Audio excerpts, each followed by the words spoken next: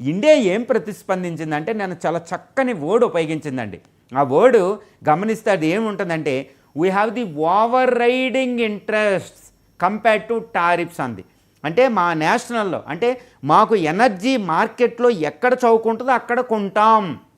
అంటే రష్యా నుంచే మేము ఆయిల్ కొంటాం, నీకు చేతనైంది చేసుకోండి అన్నట్టు క్లియర్గా చెప్పేసిందండి ఇండియా.